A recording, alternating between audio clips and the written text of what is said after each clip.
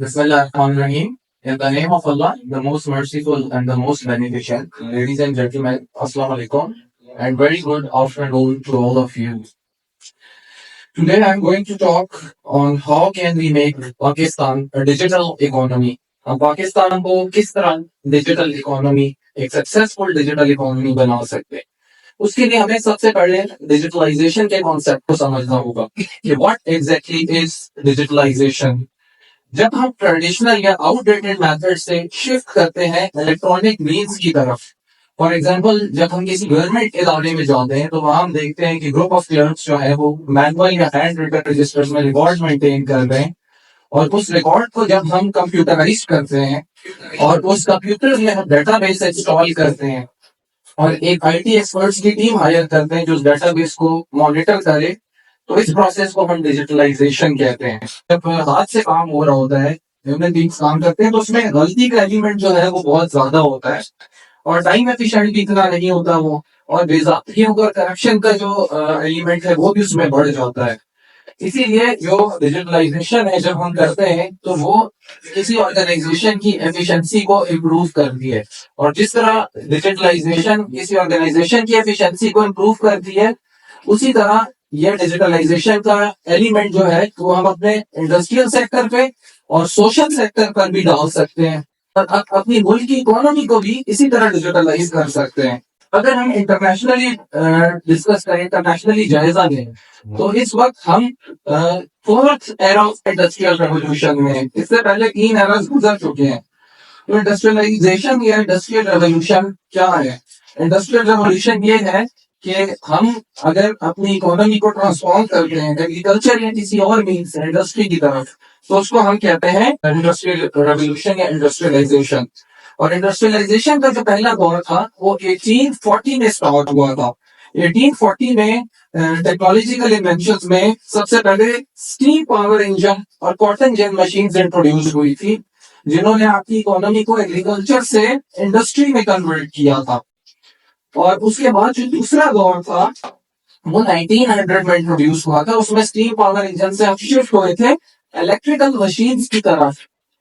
अच्छा, तीसरा दौर 1970 में स्टार्ट हुआ था। वो तीसरा दौर इंफॉर्मेशन टेक्नोलॉजी का दौर था, जिसने इंटरनेशनल वर्ल्ड में तहलका मचा दिया, इंटरनेशनल डोमेन को चेंज करके रख दिया। और चौथा जो दौर है वो अब का दौर है, जो कि एआई, आर्टिफिशियल इंटेलिजेंस और रोबोटिक्स का दौर है। और जो कंट्रीज एआई में ग्रेप कर चुकी हैं इस वक्त, वो इस वक्त वर्ल्ड को लीड कर रही हैं। वो हार्ड टेक मैन्युफैक्चरिंग भी कर रही हैं, वो नई नई इनोवेशन भी कर रही हैं।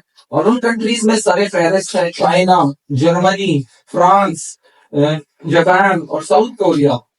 और दुनिया की मजबूरी बन गई है कि वो कंट्रीज पर डिपेंड होता है और उनकी सर्विसेज ले। लेकिन बदकिस्मती की बात यह है कि आज फोर्थ इंडस्ट्रियल रेवोल्यूशन के दौर के बावजूद पाकिस्तान जो है वो 150 साल पीछे है। 1840 के इंडस्ट्रियल टाइम में पाकिस्तान जो है वो जी रहा है, क्योंकि हमारी जो इकोनॉमी है वो एग्री बेस्ड इकोनॉमी है, यानी एग्रीकल्चर पे हम बेस करते हैं। हम व्हीट, गंदम, चावल ये चीजें एक्सपोर्ट करके हम अपनी इकोनॉमी को चला रहे हैं। इसीलिए हम developed countries like China, Germany, France, UK, Britain, इनसे हम मुकाबला नहीं कर सकते। हम अपना कंपैरिजन मुश्किल से करेंगे तो एस्टोनिया से करेंगे। अच्छा, एस्टोनिया के बारे में मैं थोड़ा सा बता दूं कि ये बाल्टिक स्टेट है और ये 1991 में जो है इसने इंडिपेंडेंस ली थी रशिया से, और हार्डली किसी ने इसका नाम जो है वो सुना होगा। लेकिन आजकल एस्टोनिया जो है वो डिजिटल इकोनॉमी में बहुत तेजी से ग्रो कर रहा है। तो हमें एस्टोनिया को एज एन एग्जाम्पल लेना होगा और एस्टोनिया से सीखना होगा। अब थोड़ा सा चलते हैं कि पाकिस्तान में क्या प्रॉब्लम्स हैं इकोनॉमी के। सबसे पहले एम्प्लॉयमेंट। पाकिस्तान में बिजनेसेस प्रॉपरली नहीं चल रहे, इसलिए कोई कंपनीज भी काम नहीं कर रही, तो एक अनएम्प्लॉयमेंट का फैक्टर है। दूसरा फैक्टर है टैक्सेशन का। अब हम इस अनएम्प्लॉयमेंट को डिजिटलाइजेशन के थ्रू खत्म कैसे कर सकते हैं, इस पे हम डिस्कस करेंगे। पहला इसका एलिमेंट है e residency. E residency policy जो है वो गवर्नमेंट को इंट्रोड्यूस करनी पड़ेगी। ई रेजिडेंसी पॉलिसी में गवर्नमेंट ये कर सकती है कि जितने भी जो बड़े बड़े टेक हैं, जाइंट टेक्स और IT experts all over the world, उनको वर्चुअली इनवाइट करें फिजिकली नहीं कि आप हमारी कंपनी में आए, वर्चुअली उनको इन्वाइट करें कि आप अपने मुल्क में बैठे बैठे हमारी पाकिस्तान में कंपनी रजिस्टर करें। और जब वो कंपनी रजिस्टर कर रहे हैं तो उनको एक कंड्यूसिव इन्वायरमेंट प्रोवाइड करें। जब उनको कंड्यूसिव इन्वायरमेंट प्रोवाइड करेगी गवर्नमेंट, तो फिर उनको टैक्स एग्जेम्पशन भी मिलेगी और वो पाकिस्तान में स्टार्टअप करेंगे और पाकिस्तान में बिजनेस करने के लिए वो इंकरेज भी होंगे। तो ये गवर्नमेंट की ई रेजिडेंसी पॉलिसी है। उसके अलावा गवर्नमेंट को चाहिए कि जो डिजिटल नोमैड्स हैं, डिजिटल नोमैड वो लोग होते हैं जिनकी अर्निंग और स्टैंडर्ड ऑफ लिविंग बेस करता है उनके आईटी स्किल्स के ऊपर। और इनमें बेसिकली ज्यादातर फ्रीलांसर्स होते हैं।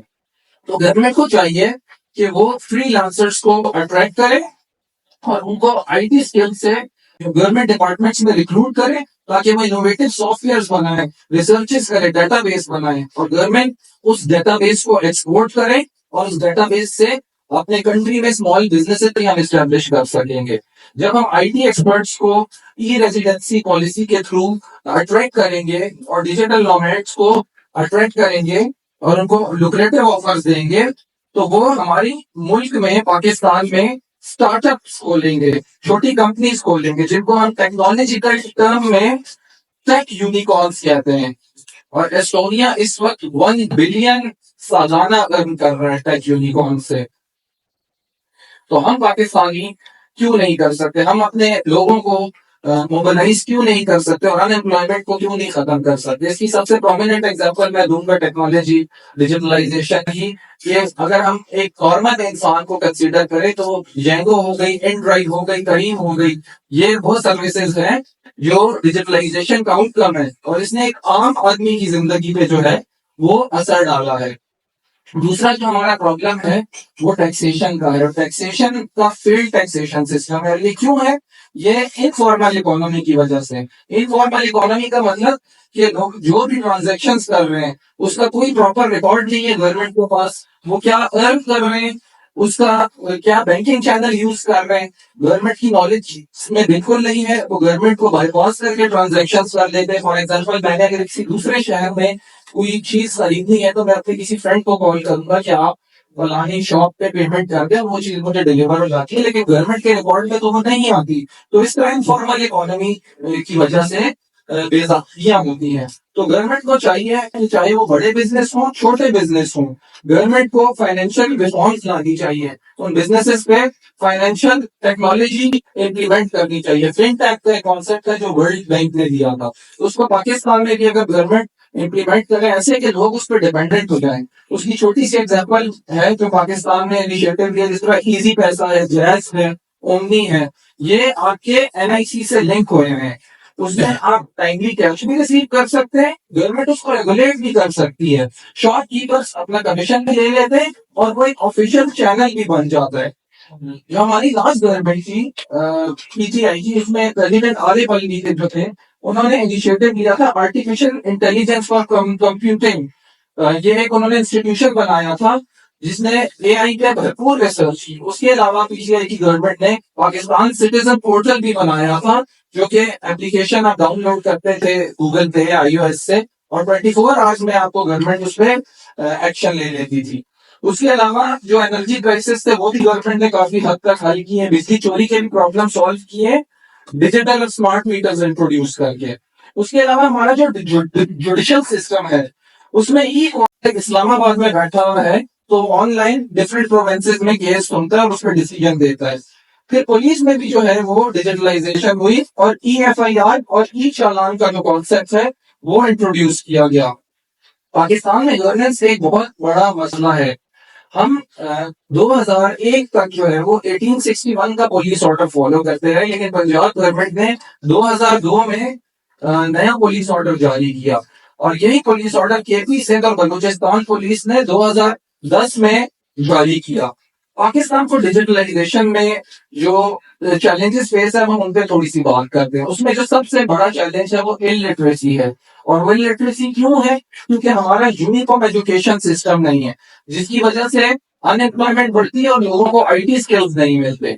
दूसरा ये कि हमारे जो रिमोट एरियाज है उसमें इंटरनेट फैसिलिटीज नहीं है, जिसकी वजह से लोग टेक्नोलॉजी से और डिजिटलाइजेशन से महरूम हो जाते हैं। तीसरा ये कि एकेडमिया इंडस्ट्री लिंकेजेस हमारे कंट्री में बहुत वीक है। यानी कोई बच्चा अगर इंटर्नशिप करता है और तो उसको इंडस्ट्रीज इंटर्नशिप देने में बहुत मुश्किल होती है और वो स्किल्स को नहीं सीख सकता, हॉट टेक नॉलेज नहीं अप्लाई कर सकता और आगे जाके वो सक्सेसफुल नहीं होता। तो चौथा पॉइंट है वो है lack of political will and legislation.